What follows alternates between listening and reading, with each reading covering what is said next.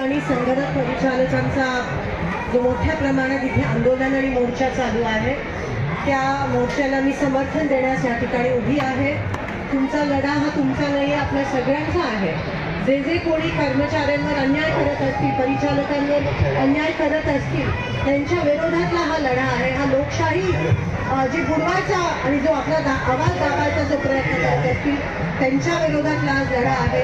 तुम्ही म्हणता की तुम्ही किमान वेतनाची मागणी केली आणि हे सरकार जे आहे ते गरिबांचं किंवा जो तरुण व्यक्ती आहे तुम्ही त्याला कामावर लावता, पण जिथे त्याला न्याय द्यायची वेळ येते तेव्हा तुम्ही ते साधं त्याच्यासाठी करू शकत नाही. काही ठराविक ठेकेदारांनाच फायदा होईल असे निर्णय हे सरकार घेत आहे. कालचं अर्थसंकल्पीय भाषण पण हे फक्त गाजर होतं, हे कॉपी पेस्ट होतं मागच्या वर्षीचं, आणि तिथे पण त्यांनी काही न्याय करून दिला नाही महाराष्ट्राला. कधीकडे जुनी पेन्शनचा पण लढा इतके महिन्यापासून चालू आहे.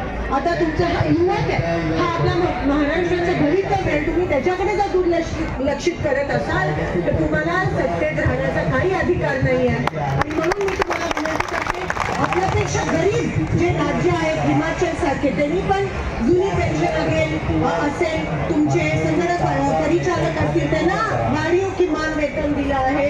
पण महाराष्ट्र देऊ शकत नाही ही शोकांतिका आहे. हा सर्व गुण संपन्न असलेल्या महाराष्ट्रात जर साधं त्याच्या जो सत्तेत आहेत लोक जर साधं त्यांच्या कर्मचाऱ्यांची काळजी घेऊ शकत नाही तर आपल्याला आपली मान खाली करण्याची वेळ आली आहे. पण आपण हो देणार नाही.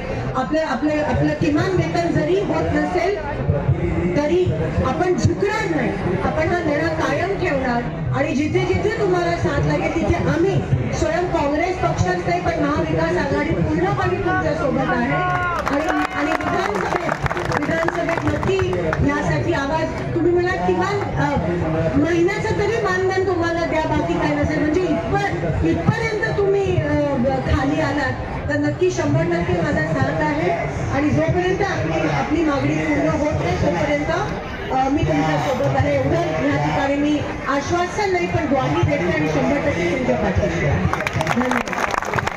धन्यवाद ताई. आपण या अर्थसंकल्पीय अधिवेशनात ग्वाही